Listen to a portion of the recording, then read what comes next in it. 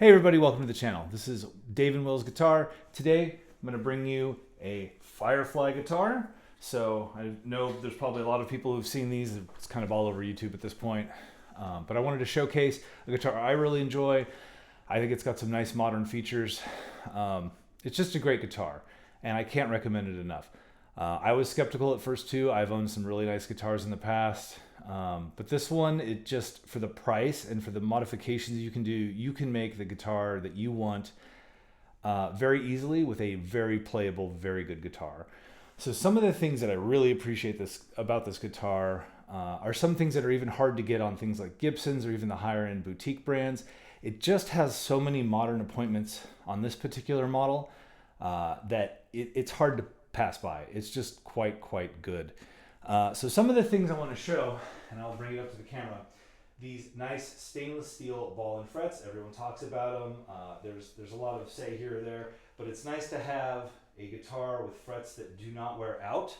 So having a guitar that has these frets that you can play for years at a time and not have to worry about it. And honestly, after a little bit of polishing, which you'll probably have to do, it doesn't take much, just a little bit of those micro mesh pads. Even if it's like, 1800 grit or a little over 2000, 2600 grit, you just rub them down just a little bit and these things polish right up really nicely and they're quite awesome. Another awesome feature is these locking tuners. They're great. They move really smoothly. I have no issues with these locking tuners. They are fantastic. One of the other nice things about this guitar that you don't see a lot of on these Les Paul style guitars, right, are these volutes they can add. Now, the nice thing about that is if I drop this guitar, this extra wood right here helps protect this neck from breaking. If you see a lot of the Gibsons out there that have broken neck repairs, this joint back here is where they tend to happen, right? That if you drop this guitar down flat against its neck and it hits the headstock, it's there's a chance it can break. The other appointment and feature I really like is this nice flame maple neck. Let's see if I can get that in the light. I mean, that is just a gorgeous neck. I mean, it is quite beautiful. It's a nice satin feel, so it's not gloss. The whole guitar is actually satin. There's no gloss on it anywhere. But this satin feel feels great when playing. And another thing I really love is this nice tapered neck joint, right? There's no bump out here. It's a nice smooth transition. This upper fret access is just so comfortable. I mean, my hand just feels so good right here on the neck. Just no complaints at all about that. Some of the other things that I really like on a Les Paul is these tend to be quite heavy. This is about 8.5 pounds after weighing it, but you can see this nice comfort carve right here. So if you sit down and play like I do, probably a lot of you bedroom guitarists, you're gonna sit down and play. It just makes it nicer to hold the guitar against your body. It's much more comfortable. If you're a fat man like myself, you're gonna have that guitar up against your body. It just feels awesome. The other things, is there anything else I'm missing? Not really. I think that covers the major features of this guitar that are really awesome. Another thing I did do is I did replace this bridge. This is not the stock bridge. This is a Graphtec Resomax bridge. The bridge that was on here was fine. I just happened to have an extra bridge, so I put it on here from a different guitar repair that I did quite a while ago. So I really like this bridge. These, they're almost like a nylon alloy composite. They're less sharp on the edges and they're more rounded and they have a different feel. Like you can feel that they're a harder material. They're just awesome. I really like it. Also, all the edges are rounded off, so there's no sharp metal ends. You're very unlikely to break a string here. So it's another great feature. I want to say the neck is a compound radius. I believe it was 12 to 14 compound radius here on the back of the neck. I'm sorry, on the fretboard, not the back of the neck. The neck is like a C carve, and this C carve feels good. It's not too fat. It's not too thin. It just feels like a very standard carve. But again, the radius was, I believe the radius is a compound radius, and I think it's like 12 to 14 or something like that. I'd have to go check again. I don't even know if they list that. I can't remember. but I believe it's a compound radius fretboard. It definitely feels like a 12 up here. It might flatten out up here, but just think about a 12-inch radius. You're gonna have that mode of radius on these guitars. Now, every Firefly guitar is different, and when you do research and go and buy one, you have to make sure that you look at all the photos because they do not list a lot of information.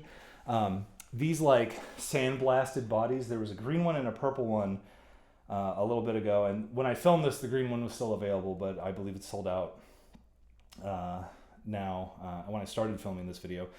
But you can find these on Reverb, and I bought this guitar, I want to say it was, gosh, I think I paid $219 for it or something like that. After shipping, it was less than $300. It was like $270 all said and done with shipping. And like I said, it's just a fantastic guitar. The pickups, they sound good. They're more of a modern sounding pickup. They're a little hotter wound. So we have the resistance here on the bridge was 14. The bridge here, the neck here was, I want to say 8. It's right around 8. So it's going to sound a little warmer, a little hotter, but they sound good. I usually switch out pickups in every guitar I buy. I did not switch out the pickups on these. They sound good. I have a lot of like vintage style sounding pickups, so I didn't need another pair of those. So I thought, you know what, I'm happy with it. I'm just gonna let it sit in here. I could take off the back. It has full-size pots. I believe they're unbranded. I don't know what brand they are. And all the electronics work fine. I don't have any of the issues with any of the electronics. Now, that isn't to say Firefly are perfect. You know, sometimes they do have issues here or there. After checking the frets are very level. Could they be improved? Yeah, probably. Like if I fully re-leveled it, they would be maybe like an insignificant amount better than they are now. I could maybe drop the action like it wouldn't even be a 64th of an inch. It'd be so minute that it's not even worth it. Right now I have this guitar to play at 5/64 at the 12th fret, which is close to 2 millimeters, and then here on the high E, I want to say it's 3.5 or 4/64, which is about standard Gibson specs. Gibson says you should have 5/64 on the low E and 3/64 on the high E. I find 3/64 a little too low for my liking. I like 3.5, between 3.5 and 4. Right around there is a sweet spot for me, and I really like that action. But the nice thing is when I set it up and I put it at that action height, it plays great. There's no issues. I don't have any like crazy buzzing or anything like that. But yeah, this guitar came here and arrived very well made, very well put together, and I have no issues with it. The nice thing about this guitar that I think is worth noting is to get something like this in Gibson, right? If you wanted a Gibson with the cutout, the locking tuners, stainless steel frets, which they don't offer, so you couldn't get that, but a flame maple neck and then like a contoured or like some sort of carved in heel joint, you're gonna pay so much money. You're gonna pay close to like probably over $3,000, $3,500, probably closer to $4,000. I want to say the Adam Jones, I can't remember. They have some signature model of some guitars that has all those features minus the stainless steel frets. And again, it's, you know, you're pushing like 3 to 4, certainly over 3,000, somewhere around 4. And granted, those are good guitars. They sound great. Gibson pickups are awesome, but you're going to pay so much. I think in my experience, if I was going to buy a guitar, which I have, right? I bought this guitar. I would just buy this guitar and switch out the pickups. If I really wanted to, I could switch out the pots, but these pots are fine. I could switch out the switch, but they all work, right? But if I really wanted to make a difference in the sound, I would change the pickups.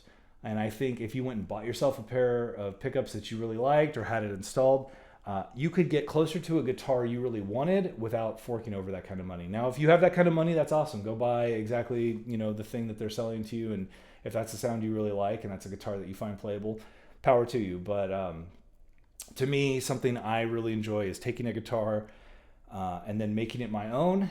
Not saying that, you know, every guitar I make for myself is perfect. I've made guitars for myself that I've actually hated. So it starts with an idea, but at the end of the day, regardless of what pickups I buy, I mean, I'm certainly under $1,000, well under $1,000 with the most expensive pickups. I mean, putting a set of pickups in a guitar, like a good quality set of pickups like $200-300 plus the cost of the guitar. We're looking like over 500, certainly under 7 after tax, all said and done. And that's fun. That's you know, a little more exciting or fun for me at least than the alternative of buying something off the shelf that may not have the features I really want. In my opinion, this guitar plays great, and that's really what I'm after. I feel like regardless of how a guitar sounds, if I can't play it in a way that's comfortable, then I just don't want to play it. So yeah, I mean, I think I've hit all the marks though. So again, you know, it's a beautiful guitar. It's got a great back and body, neck, everything. The specs are just awesome, you know, and I highly recommend it. Oh, I will say the other thing I did is I did roll the fretboard edges. So I did change the bridge and I did roll the fretboard edges. So I took a razor. You can watch Philip McKnight's videos. He talks about how to do that. You just take a razor blade and you scrape the edge of the binding on both sides. And then you take some like 800, 900 grit, 800 or higher grit sandpaper and just clean up those edges with some sandpaper, and it feels a lot more played in. So with all those said and done, I mean, you'd be hard pressed to get a guitar with all these features for under $3,000. I'd love to see one. If someone could show me one that's, you know, an alternative brand. There's some other Chinese brands out there and all those other guitar brands that offer something similar, but this guitar is fantastic and I highly recommend it. If you can find one on Reverb, because I believe they're sold out on guitarsgarden.com. But if they ever come up, highly recommend it.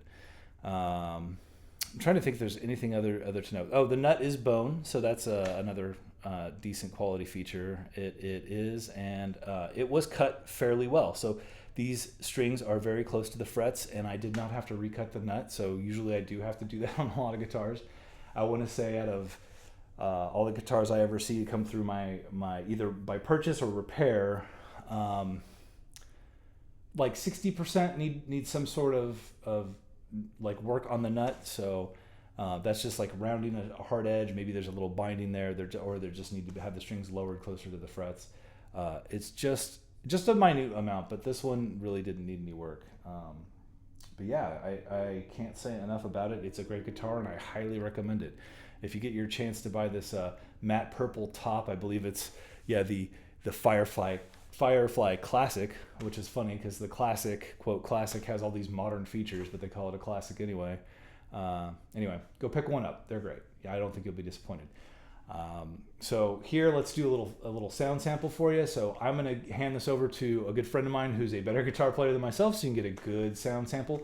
We're going to be playing through a profile of a Princeton reverb. So I think it'll sound pretty good. It's got a little delay and a little reverb on there, obviously. And then as we go through, we'll have a higher gain setting that you can listen to. And then finally, at the end, we do some stuff with just like a ton of effects. It's got chorus, reverb, distortion, all kinds of stuff. So you can listen to that and see what you think. And hopefully, you know, this guitar can find its way into your home. All right, let's get to those sound clips, right?